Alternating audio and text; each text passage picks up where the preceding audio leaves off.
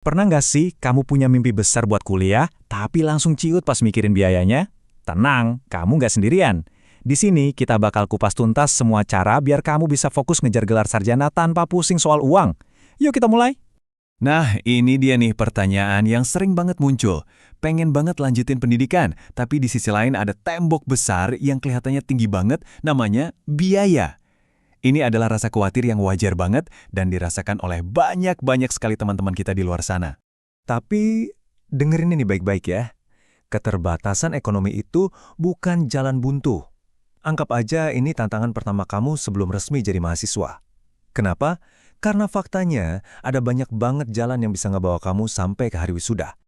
Oke, kita masuk ke bagian dagingnya nih. Jalan menuju kampus gratis. Gimana caranya? Ya, dengan memanfaatkan berbagai bantuan finansial yang sebenarnya udah tersedia. Ini adalah fondasi paling penting buat perjalanan kuliahmu nanti. Lihat deh, ada banyak banget pintu bantuan yang bisa kamu ketuk. Ada KIP Kuliah, ini program andalan dari pemerintah. Ada juga keringanan UKT yang bisa kamu ajukan langsung ke kampus. Belum lagi beasiswa-beasiswa lain, baik dari pemerintah ataupun perusahaan swasta. Poinnya adalah, pilihan itu banyak banget. Nah, biar pembahasannya lebih dalam, kita bakal fokus ke salah satu yang paling relevan dan paling banyak diakses teman-teman lulusan SMA, Kartu Indonesia Pintar Kuliah atau KIP Kuliah. Program ini memang dirancang khusus buat mastiin potensi akademik kamu nggak terhalang sama kondisi ekonomi. Nah, ini dia nih, gerbang utamanya. Semua proses pendaftaran KIP Kuliah itu dimulai dari portal resmi ini. Nggak perlu takut, tampilannya juga ramah pengguna kok, dan bisa diakses dari mana aja. Ini adalah langkah nyata pertama kamu untuk meraih mimpi itu. Sekarang, coba kita cek bareng-bareng siapa aja sih yang bisa dapat KIP Kuliah ini. Pertama, kamu lulusan SMA dalam 2 tahun terakhir. Kedua, kamu punya potensi akademik yang bagus. Ketiga, dan ini penting, kamu berasal dari keluarga dengan keterbatasan ekonomi. Nah, buktinya apa? Bisa dari kepemilikan Kartu Indonesia Pintar, terdaftar di data sosial Kemensos, DTKS, atau keluarga kamu adalah penerima bantuan sosial. Kalau kamu masuk kriteria ini, peluangmu besar banget. Terus, gimana cara daftarnya? Gampang kok sebenarnya. Pertama, kamu bikin akun dulu di websitenya. Kedua, isi data-data dasar kayak NIK, NISN, dan sebagainya. Gampang kan? Ketiga, setelah akunnya jadi, kamu tinggal login dan pilih jalur seleksi universitas yang kamu ikuti. Nah, langkah terakhir, kalau kamu udah diterima, pihak kampus nanti yang akan melakukan verifikasi akhir. Cuma 4 langkah, tapi bisa mengubah masa depan.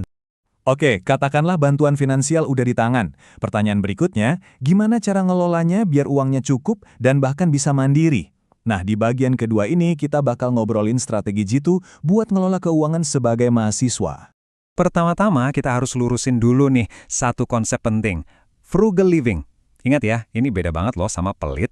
Kalau frugal living itu artinya kita pinter ngelola uang, kita tahu mana kebutuhan, mana keinginan, dan kita mastiin setiap rupiah yang kita keluarkan itu sepadan.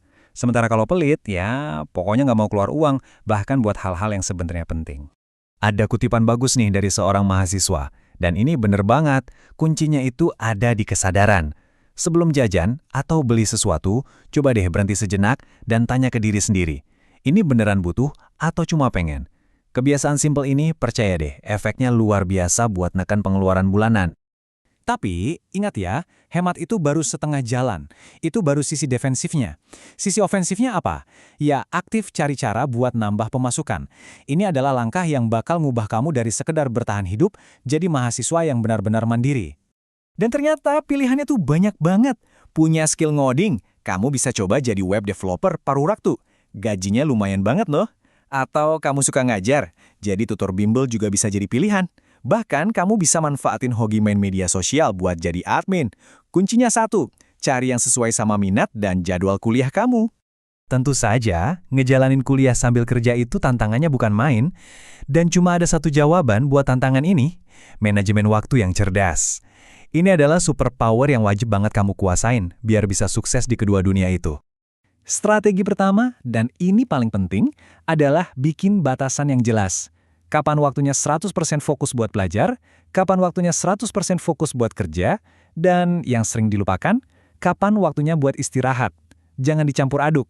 Batasan ini adalah tameng kamu biar nggak gampang burnout. Selanjutnya, strategi kedua yang mungkin kedengarannya simpel tapi susah dilakuin. Belajar bilang enggak. Jadwal kamu itu udah penuh sama prioritas utama, yaitu kuliah dan kerja. Jadi kamu harus berani nolak ajakan atau proyek tambahan yang sekiranya bisa ngeganggu fokus utama kamu. Ini bukan berarti jadi antisosial, tapi ini tentang melindungi tujuan jangka panjangmu. Jadi setelah semua kerja keras ini, apa sih outputnya? Percayalah, ini semua bukan cuma soal bertahan hidup dari bulan ke bulan. Ini adalah sebuah investasi terbaik yang pernah kamu lakukan untuk masa depanmu sendiri. Karena pada akhirnya yang kamu pegang pas lulus nanti itu bukan cuma selembar ijazah. Kamu juga membawa pulang bekal yang jauh lebih berharga. Skill, disiplin ngatur uang, kemandirian yang udah teruji, dan mental yang tangguh karena udah terbiasa menghadapi tantangan. Kamu lulus sebagai pribadi yang utuh dan siap menghadapi dunia. Nah, sekarang semuanya kembali ke kamu. Informasinya udah ada, jalannya udah kebuka lebar. Pertanyaannya sekarang simpel, langkah nyata pertama apa yang bakal kamu ambil hari ini juga buat ngejar mimpi itu?